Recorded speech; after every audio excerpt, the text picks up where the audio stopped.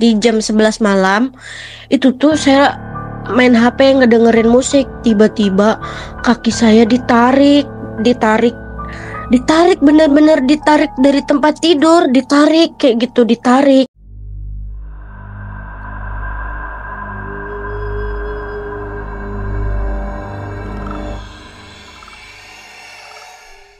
Perkenalkan, nama saya Yuni dari Pemalang, Jawa Tengah, Kecamatan Watu Kumpul, Kelurahan Telaga Sana, desanya Desa Penisihan.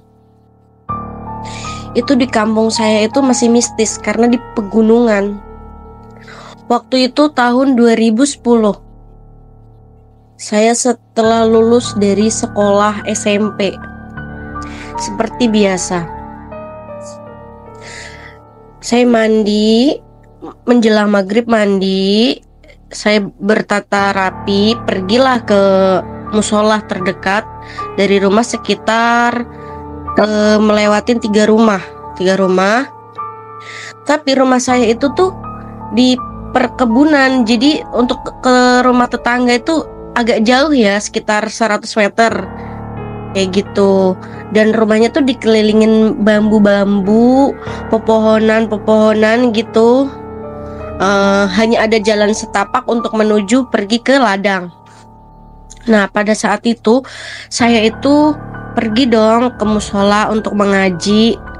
Seperti biasa dianterin sampai ke depan rumah. Di depan rumah itu ada pohon kelapa, itu pembatas antara tetangga saya dan rumah saya. Jadi jaraknya nggak jauh lah gitu dari rumah. Setelah itu saya pergi ke musola ngaji karena saya belum dijemput sama bapak saya itu dulu dong pergi main nonton TV di rumah saudara saya deket masjid karena saya belum ada TV saat itu. Sepulang dari ngaji saya nonton TV seperti biasa. Sampai Isya saya belum juga dijemput sama bapak saya tuh. Nah, bapak saya itu ngedenger katanya di pohon kelapa deket rumah itu saya teriak-teriak katanya, Pak jemput gitu. Padahal saya tuh masih di tempat saudara saya lagi nonton TV. Padahal saya belum pulang gitu. Datanglah bapak saya, katanya nggak ada gitu. Terus dicari dong sayanya ke musola. Terus saya bilang, Pak saya di sini gitu lagi nonton. Kenapa nggak dijemput? Loh, bukannya kamu yang tadi teriak-teriak? Nggak ada, aku teriak-teriak dari tadi, aku di sini. Pulanglah, aku dibawa pulang sama bapakku, pulang ke rumah. Saya masuk ke kamar karena saya udah remaja, tidurnya sendirian. Tidur sendirian itu di kamarnya itu tuh deket jalan yang setapak menuju ke ladang itu, ke sawah orang, ke kebun orang gitu. Rumahnya kan pakai kaca tuh di kamar, kacanya tuh pakai jendelanya cuman setengah karena pakai gordengnya cuman setengah karena yang setengahnya masih kaca, belum ada gordeng lagi. Nah, gak lama kemudian itu sekitar jam 10 malam saya lagi main HP, tiba-tiba ada suara jalan kaki. Saya intip dong, bentukannya tuh tinggi banget, lagi jalan gitu kan. Saya lihat lagi kok nggak ada gitu, terus jalan lagi nggak ada gitu. Tinggi, bener-bener tinggi banget jalan gitu. Malam-malam jam 10 malam itu tuh udah saya mau tidur lagi, ada lagi jalan. Nah, nggak lama kemudian saya pura-pura remaja lah. Di jam 11 malam itu tuh saya main HP ngedengerin musik, tiba-tiba kaki saya ditarik, bener-bener ditarik dari tempat tidur, ditarik kayak gitu, ditarik. Habis itu saya teriak kan. Setelah teriak bapak saya nanya, kamu kenapa? Nggak apa-apa, tadi saya ngerasa kayak ditarik gitu kan. Terus ada suara nangis tuh di deket kandang sapi. Di kandang sapi itu ada suara nangis. Datanglah aku sama bapakku ke kandang sapi itu.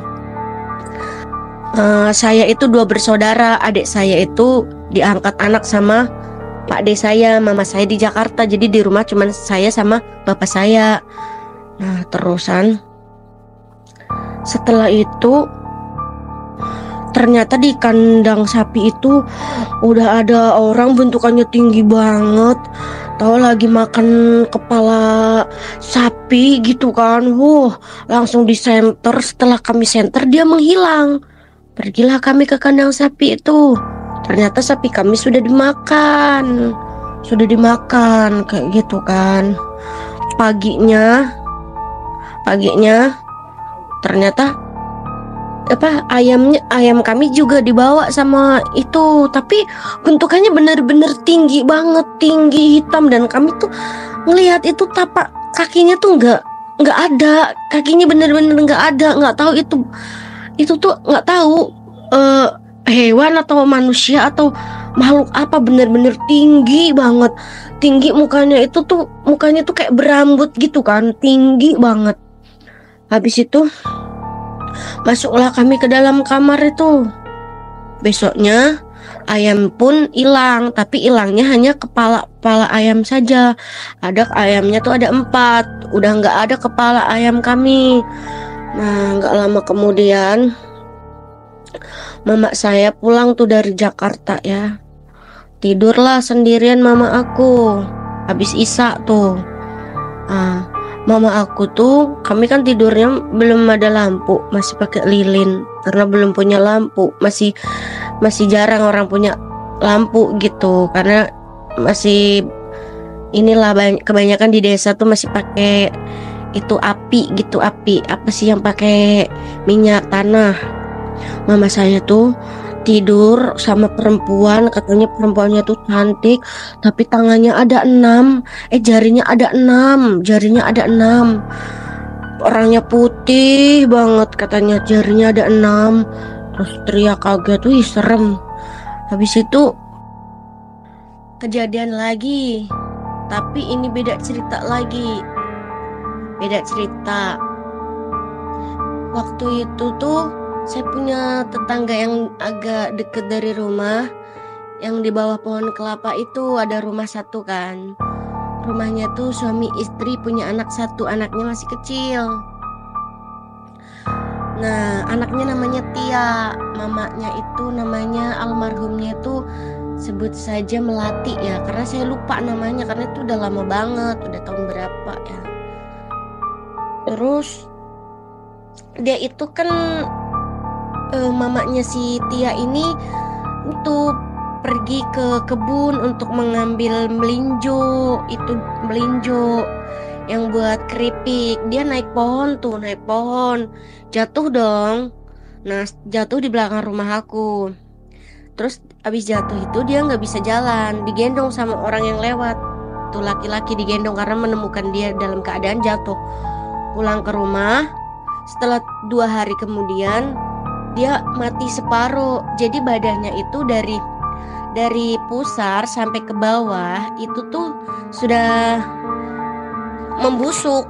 Jadi dari pusar ke atas itu masih hidup, masih normal. Nah nggak lama kemudian, 1 minggu kemudian itu dia meninggal. Nah setelah meninggal itu tuh belum 40 hari suaminya tuh menikah lagi. Pas di malam pernikahan suaminya itu tuh saya tuh pergi tuh mengaji ke musola seperti biasa, ke musola. Karena dari musola itu saya pulang itu tuh sendirian, beraniin diri gitu, coba-coba berani diri, nggak minta dijemput. Kalau dijemput kan kelamaan toh. Nah habis itu tuh saya melewatin lorong yang sebelum di kelapa biasanya bapak saya jemput. Itu tuh bener-bener ada pocong, matanya melotot, itu tinggi sekali, bener-bener tinggi banget. Terus teriak pocong kayak gitu kan.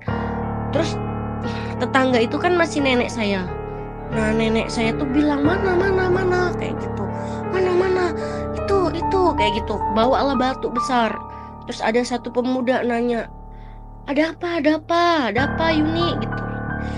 ada pocong, kata saya, ada pocong tinggi banget. Terus kami ngintip lagi dong, ternyata bener itu tuh tinggi banget, bentukannya tuh tinggi banget, bener-bener di deket rumahnya dia itu. Karena mungkin suaminya tuh lagi ijaban tapi tidak menunggu 40 hari, tidak minta izin ke kuburannya. Kayak gitu kan, pocong tingginya bener-bener, ternyata itu pocong tuh bener-bener tinggi, melayang-layang kayak gitu. Bukan seperti yang kayak di film-film itu tuh lompat-lompat, enggak, bener-bener tinggi sekali. Matanya tuh melotot kayak gitu, matanya melotot aja, nggak kedip-kedip pokoknya. Habis itu kami itu lari kan karena ketakutan. Habis itu nenek saya itu terjatuh kan. Terus mukanya tuh kena batu sininya, jadi separuhnya tuh kena batu, jadi luka-luka. Terus si anak pemuda itu akhirnya ya udah nyuruh saya tidur di rumah tetangga sampai nunggu dijemput bapak saya.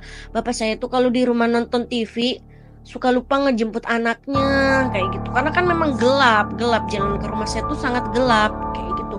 Pokoknya habis itu besok paginya saya tuh pergi seperti biasa ke musola sama mama saya.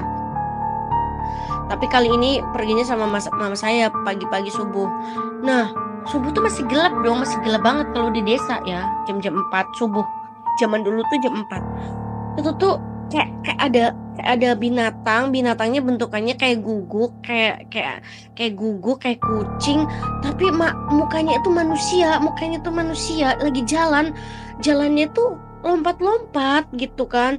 Bener-bener saya tuh ngeliat sendiri itu lompat-lompat, kata mama saya, itu hewan apa ya, kok mukanya manusia terus ada bulu-bulunya gitu, mukanya manusia gitu. Pas dikejar menjelang pagi udah nggak ada lagi, udah nggak kelihatan kayak gitu.